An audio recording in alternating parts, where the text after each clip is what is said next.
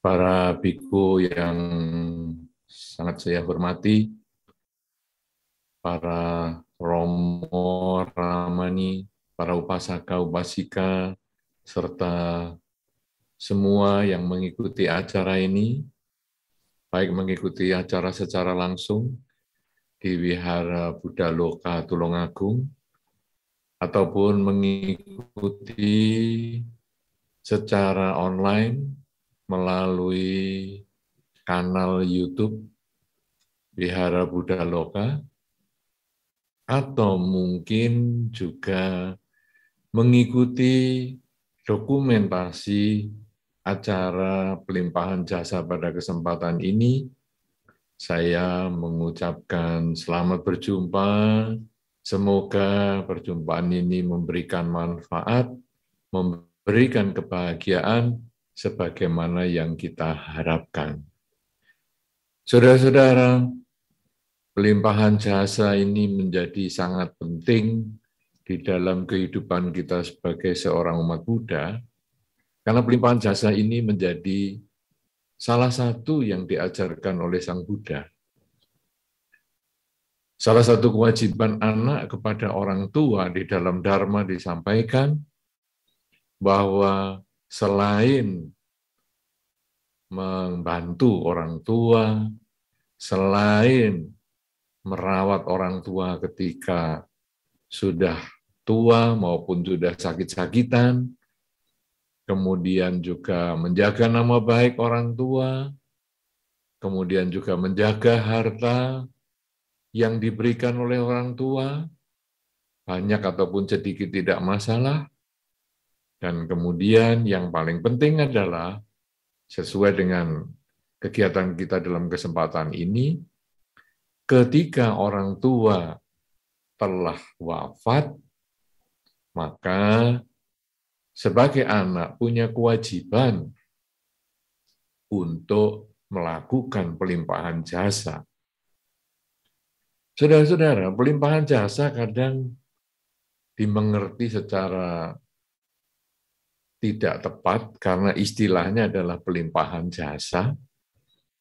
Jadi seolah-olah ada orang berbuat jasa, kemudian dilimpahkan atau dituangkan. Apalagi nanti pada saatnya akan ada upacara pelimpahan jasa yang dilambangkan dengan penuangan air dari tempat yang penuh menuju ke tempat yang kosong. Sambil di dalam pikirannya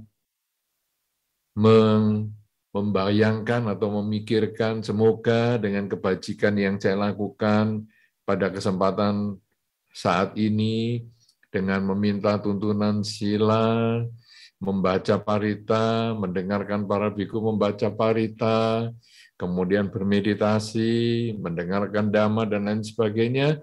Semoga dengan kebajikan ini akan melimpah kepada para mendiang dimanapun mereka berada. Nah, jadi istilah-istilah semacam ini kemudian yang membuat orang berpikir, oh kalau begitu perbuatan baik ini kalau dilimpahkan, saya nanti kan kehabisan karma baik. Karena setiap kali saya berbuat baik dengan pikiran, dengan ucapan, dengan perilaku, saya akan limpahkan jasanya kepada orang tua, ataupun pada para mendiang leluhur saya. Nah, kalau saya sering melakukan, maka akan habislah jasa saya. Nah, inilah konsep ini yang kadang kita masih miliki, sebagian umat Buddha masih miliki, apalagi mungkin beberapa umat yang ataupun para simpatisan Buddhis yang kadang kurang suka mendengar Dharma atau kurang suka membaca buku-buku Dharma, kadang masih terjebak dengan pengertian seperti ini. Padahal sesungguhnya di dalam Dharma, istilah pelimpahan jasa ini hanya melambangkan bahwa kita melimpahkan, sebetulnya kita mengkondisikan karma baik kita, mengkondisikan para leluhur berbahagia atas kebajikan yang kita lakukan. Jadi kalau sekarang misalnya saja kita sekarang sedang di rumah, kemudian kita mendapat atau kita ditelepon oleh sanak keluarga kita atau mungkin anak dan lain sebagainya yang berada di luar rumah, kemudian dia mengatakan kepada kita misalnya apakah kita kakaknya atau orang tuanya, kita dikatakan misalnya ayah atau ibu atau kakak, ini ada kegiatan baksos, ya, bakti sosial untuk orang-orang yang terkena bencana alam, misalnya karena kebanjiran. Saya sudah nyumbang loh atas nama kamu, Kak, atau mungkin saya sudah nyumbang loh atas nama ayah atau sudah atas nama ibu. Nah, itu kemudian kalau kita mendapat kabar seperti itu, kita merasa bahagia karena kita merasa, anggota keluarga kita yang di rumah itu, yang di luar rumah itu, kalau dia melihat ada kesempatan berbuat baik, wah ingat saya ya. Nah ini ada pikiran yang positif, pikiran yang senang atas kebajikan yang dilakukan oleh orang lain. Padahal kalau di dalam hukum karma, kita tahu bahwa siapa yang menanam, itulah yang panen. Nah, keluarga kita yang di luar rumah itu, dia yang menanam karma baik. Karena dia yang menyumbang atau memberikan donasi kepada panitia bakti sosial korban banjir misalnya.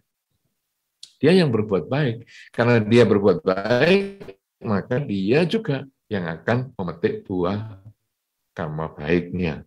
Nah, tetapi karena dia tadi menginformasikan kepada kita, kemudian dia juga kemudian melakukan atas nama kita, maka kita pun berbahagia.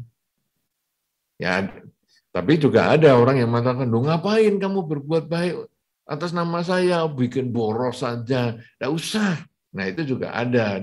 Ada orang yang mengatakan, tidak usah berbuat baik.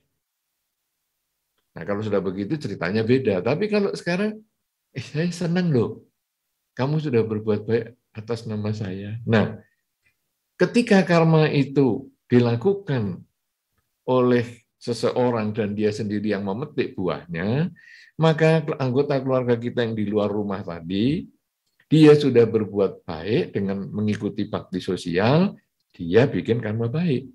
Kemudian kita yang diberi informasi di rumah, hanya terima telepon, kemudian kita juga merasa bahagia, dia kok ingat ya berbuat baik atas nama saya. Nah, di dalam hukum karma, pikiran yang baik seperti ini sudah termasuk karma baik. Dan ketika kita sudah berpikir yang baik seperti itu, maka pada waktunya nanti kita pun akan memetik buah kebahagiaan atas kebajikan yang kita lakukan dengan pikiran kita yang dikondisikan oleh anggota keluarga kita yang di luar rumah. Nah, tapi bagaimana sekarang kalau sebaliknya? Yang tadi dikatakan ngomel-ngomel. Ngapain kamu berbuat baik? Nggak usah pakai nama-nama saya. Saya nggak penting begituan. Malah ngomel-ngomel. Nanti sampai anak itu pulang ke rumah pun masih domeli lagi. Lain kali kamu jangan gitu lagi ya. Saya nggak suka cara kamu seperti itu. Memaksakan orang berbuat baik dan lain-lain, dan lain-lain, dan lain-lain. Nah, lalu bagaimana ini sekarang? Orang itu yang di luar rumah, dia tetap melakukan karma baik yang di luar rumah kita tadi. Tapi kita yang menolak. Maka kita pun kemudian melakukan karma buruk lewat pikiran kita. Kita yang karena melakukan karma buruk lewat pikiran, kita kemudian akan pada waktunya memetik buah karma buruk juga. Nah, jadi dengan cara demikian ini, maka kita lalu lihat orang di luar rumah kita berbuat baik. dia sudah urusan dia melakukan karma baik. Tapi sekarang kita, kalau kita menanggapi dengan negatif, maka kita menanam karma buruk, buahnya akan kembali ke kita. Tapi kalau kita melakukan karma baik, maka buahnya pun akan kembali ke kita. Nah, saudara-saudara, pelimpahan jasa ini sebetulnya prinsipnya seperti itu, yaitu mengkondisikan para leluhur, semua makhluk yang berhubungan karma dengan kita, itu melakukan kebajikan dengan pikiran dia. Nah, jadi kita sekarang di wihara misalnya, kalau kita berbicara di wihara Buddha Loka, kita kemudian melakukan upacara persembahan. Ya, kita ada foto-foto para mendiang, kemudian kita melakukan puja, persembahan, dan lain sebagainya. Kemudian sekarang kalau kita lihat, kita melakukan pelimpahan jasa, nanti pada saatnya kita lalu menuang air dan lain sebagainya, sebetulnya kita mengkondisikan seperti anggota keluarga kita yang di luar rumah tadi, mengkondisikan leluhur berbahagia. Seperti kita yang diinformasi dan kita berbahagia. Itu sebetulnya pengkondisian seperti itu. Nah, kemudian istilahnya adalah pelimpahan jasa. Saudara-saudara, kalau kemudian kita lalu lihat tadi di dalam Dharma, kewajiban anak kepada orang tua adalah membantu orang tua, merawat orang tua kalau orang tua sudah tua atau mungkin sakit, ya walaupun belum tua tapi sakit dan lain sebagainya. Kemudian juga kita lalu ada kewajiban anak untuk menjaga nama baik orang tua, karena kita sebagai anak, kemanapun kita pergi, kita ini masih terikat dengan ikatan keluarga. Jadi, misalnya saja kalau di sekolah, ini yang paling gampang, karena sekolah sekarang sudah ada pertemuan-pertemuan langsung misalnya. Kita mendapatkan prestasi sekolah. Maka, misalnya kita juara 1 misalnya, orang akan mengatakan, wih, anaknya siapa nih? Kok pandai sekali. Nah, jadi kita yang dapat prestasi, tapi orang tua juga mendapat penghargaan. Anaknya siapa nih? Kok bisa pandai sekali. Sebaliknya, ketika kita di sekolah, kemudian kita mengaco, kita menjadi anak yang nakal misalnya, maka lingkungan kita juga mengatakan, anaknya siapa sih ini? Kok nakal sekali? Nah, jadi kita yang nakal, orang tua yang kena. Nah, kita kalau sebagai anak di dalam Dharma, kita harus menjaga nama baik orang tua. Jadi kita harus menjaga perilaku kita menjaga ucapan kita menjaga cara berpikir kita, sehingga akhirnya orang tua tidak sia-sia melahirkan kita, dengan orang lingkungan kita juga menghargai, mengatakan, oh aduh, anaknya si A ini memang hebat sekali. Orang yang baik sekali di dalam perilaku, kemudian baik sekali di dalam cara berbicara maupun cara berpikir dan lain sebagainya. Nah, inilah manfaatnya menjaga nama baik orang tua. Kemudian kita menjaga warisan orang tua. Artinya apa? Bahwa orang tua memberikan sesuatu kepada kita. Misalnya, memberikan tubuh kita. Jadi dari kepala sampai kaki kita, sebetulnya ini adalah warisan orang tua kepada kita. Maka kita harus jaga baik-baik. Jangan tubuh kita ini dibuat rusak. Misalnya, kita makan makanan yang tidak sehat. Sekali-sekali mungkin tidak problem. Tapi kalau tiap kali sampai menjadi kebiasaan, maka kita tubuhnya menjadi rusak. Nah, itu kita tidak menjaga warisan orang tua. Kemudian orang tua juga memberikan kita kesempatan memperoleh pendidikan. sekolah dan lain sebagainya. Itu juga warisan yang kita harus jaga. Sehingga kalau bisa kita di dalam kehidupan kita ini, misalnya kita sudah disekolahkan, kita bisa mengembangkan kemampuan kita dengan banyak membaca, banyak belajar, banyak berdiskusi dengan orang-orang yang pandai, yang lebih pandai daripada kita, sehingga kita juga namanya merawat warisan orang tua. Nah, kemudian kita juga mungkin mendapat kendaraan, ya.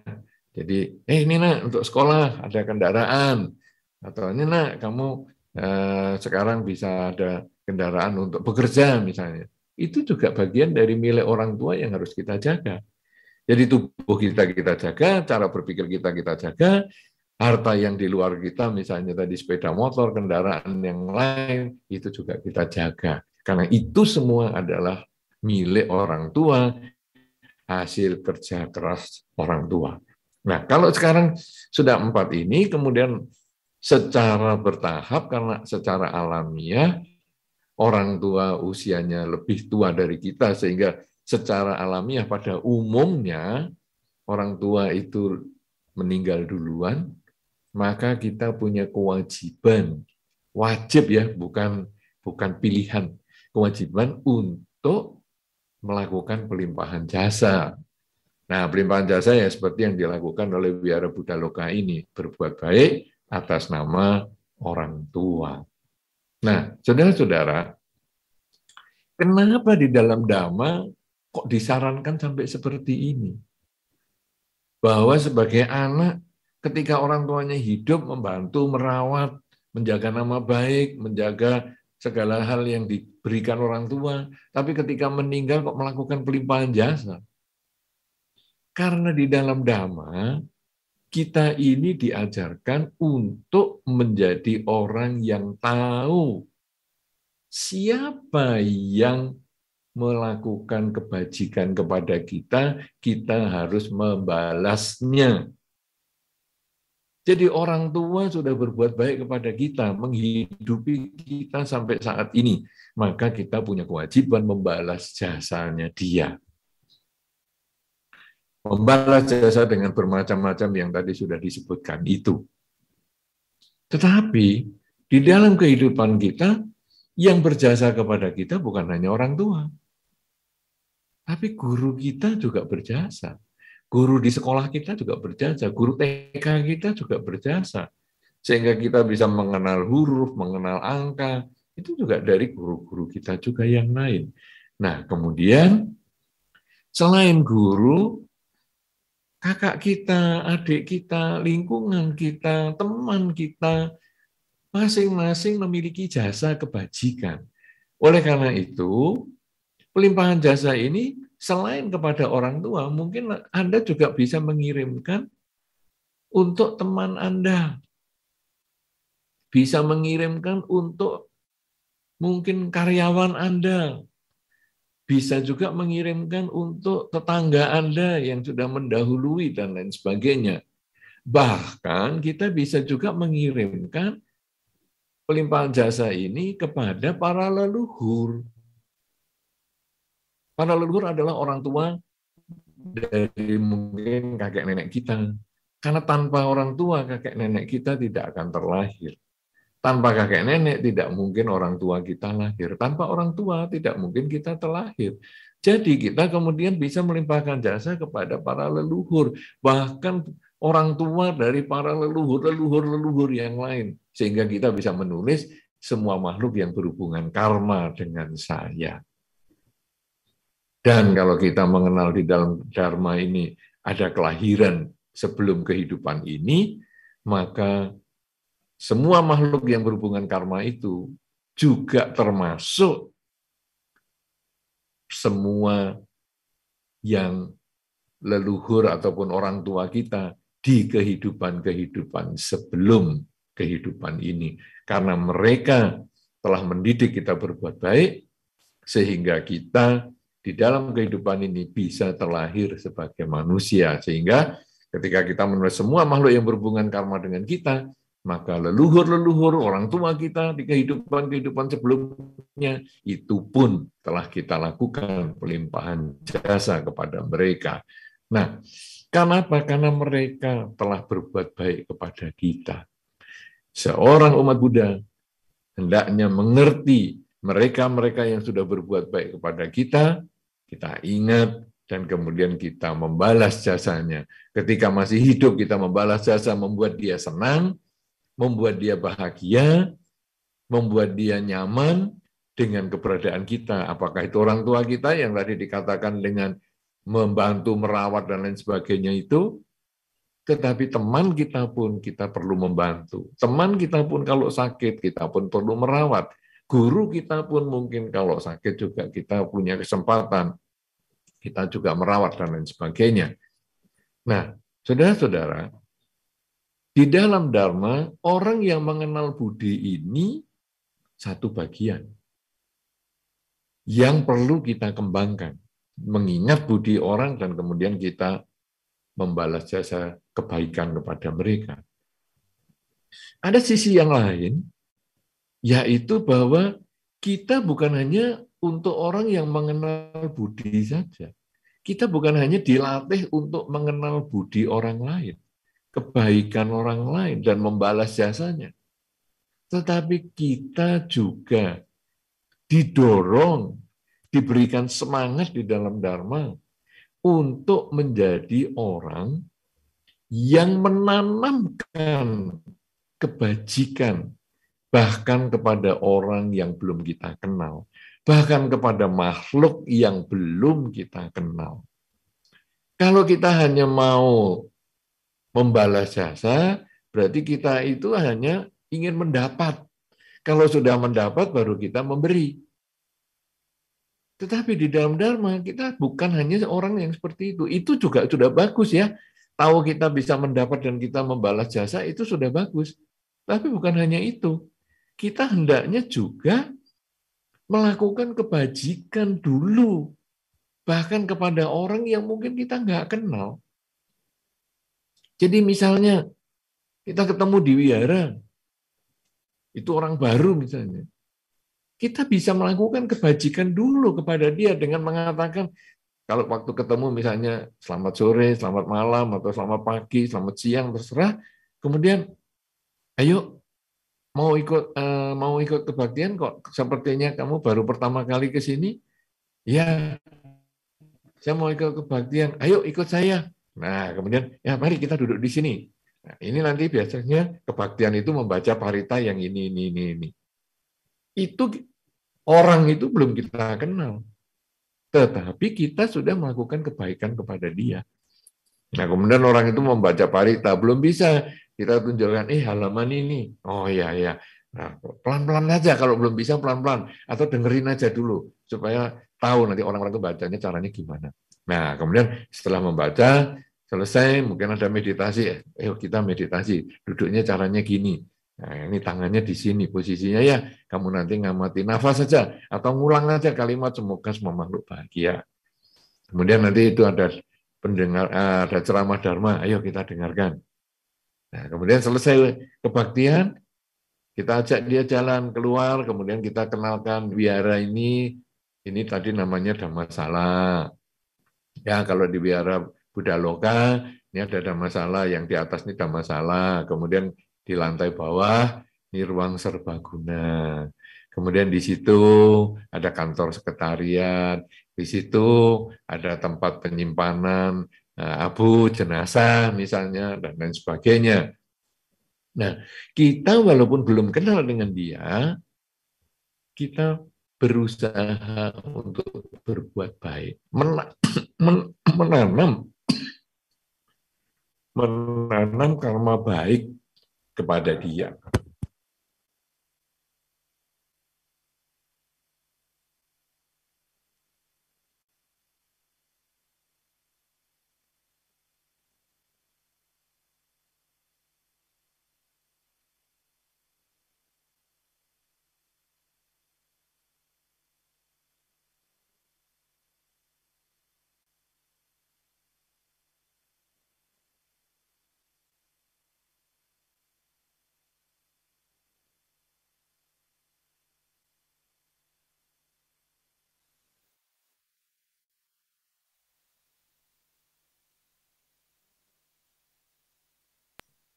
Oh, ya. Baik. Jadi, kalau sekarang kita lihat, kalau tadi misalnya satu sisi ini adalah kita mengenal budi, maka sisi yang lain kita menanam kebajikan, menanam budi baik.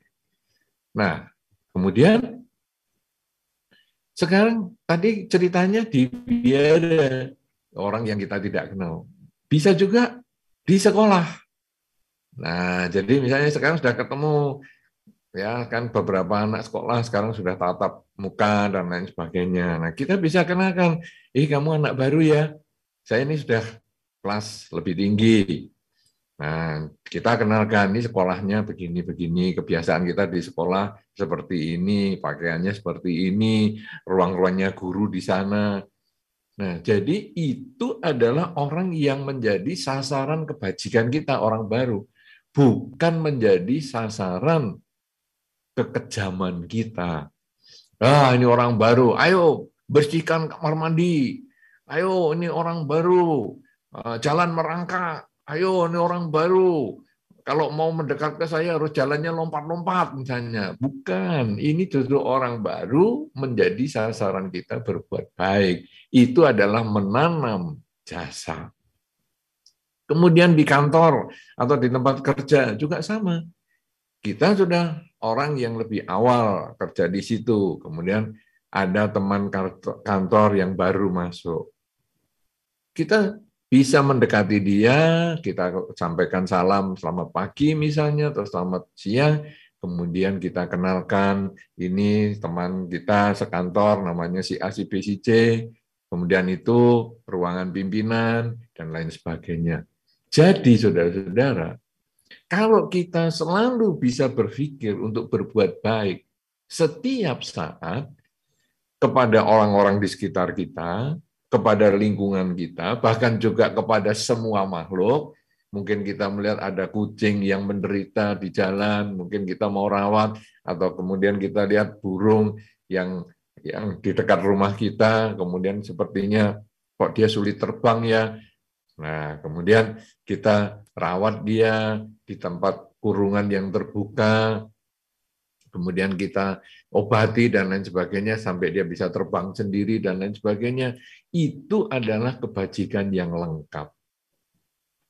Jadi, saudara-saudara, pelimpahan jasa ini menjadi awal kita menjadi orang baik, ingat jasa kebajikan orang, tetapi mengingatkan kita untuk selanjutnya kita harus membarengi atau mengimbangi dengan berbuat baik lebih dulu kepada mereka yang walaupun kita tidak kenal. Baik itu manusia maupun semua makhluk binatang dan lain sebagainya. Bahkan kepada makhluk yang tak tampak pun. Mungkin ada orang mengatakan, di rumahmu ada makhluk tak tampak loh, ya, atau di mana. Kemudian kita bukan lalu memusuhi dia, bukan. Justru kita mendoakan dengan mengucapkan semoga semua makhluk bahagia. Sebetulnya kita mendoakan dia supaya dia bahagia. Dan kalau dia bahagia, dia tidak akan mengganggu kita. Dia mengganggu, misalnya makhluk halus, dia mengganggu itu karena dia mungkin membutuhkan bantuan kita. Nah, jadi dia mengganggu, kadang-kadang korden goyang sendiri, kadang-kadang ada gelas bisa bergeser sendiri, misalnya kadang-kadang peralatan masak bisa hilang, kemudian bisa balik lagi. Padahal tadi kita cari di tempat itu tidak ada. Nah, itu sebetulnya kadang-kadang mereka itu membutuhkan jasa kita, membutuhkan kebajikan kita dilimpahkan kepada mereka.